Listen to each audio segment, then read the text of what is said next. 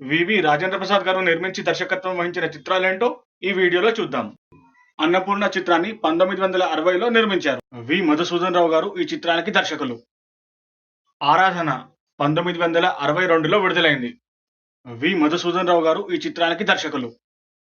1964లో ఆత్మబలం చిత్రం విడుదలైంది. వి మధుసూదన్ రావు గారు ఈ చిత్రానికి దర్శకులు. అంతస్తుల చిత్రం 1965లో విడుదలైంది. వి మధుసూదన్ రావు గారు దర్శకులు. ఆస్తిపరులు 1966లో విడుదలైంది. వి మధుసూదన్ రావు గారు దర్శకులు. 1969లో అదృష్టవంతుల చిత్రం విడుదలైంది.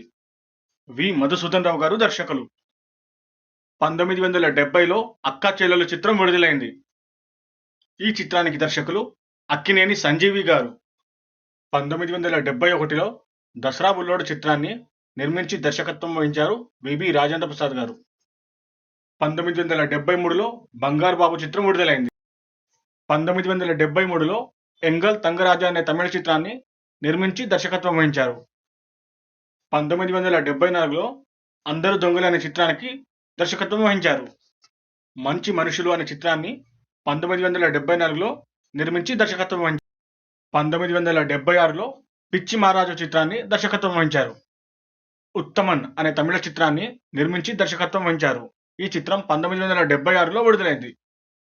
బంగారు బొమ్మలు 1977లో విడుదలైంది. రామకృష్ణులు 1978లో విడుదలైంది. 1979లో ముద్దుల కొడుకు చిత్రం విడుదలైంది. పట్టకత్తి భైరవన్ అనే తమిళ చిత్రం 1979లో విడుదలైంది. 1982లో రస్తే ప్యార్ కే అనే హిందీ చిత్రాన్ని నిర్మించి దర్శకత్వం వహించారు విబి రాజేంద్ర ప్రసాద్ గారు. బేకరార్ అనే హిందీ చిత్రం 1983లో విడుదలైంది. ఎస్పి భయంకర్ 1984లో విడుదలైంది. 1985లో భార్యాభర్తల బంధం చిత్రం విడుదలైంది. 1986లో కెప్టెన్ నాగార్జున చిత్రం విడుదలైంది. 1988లో ఖత్రోం కే ఖిలాడి అనే హిందీ చిత్రాన్ని నిర్మించారు.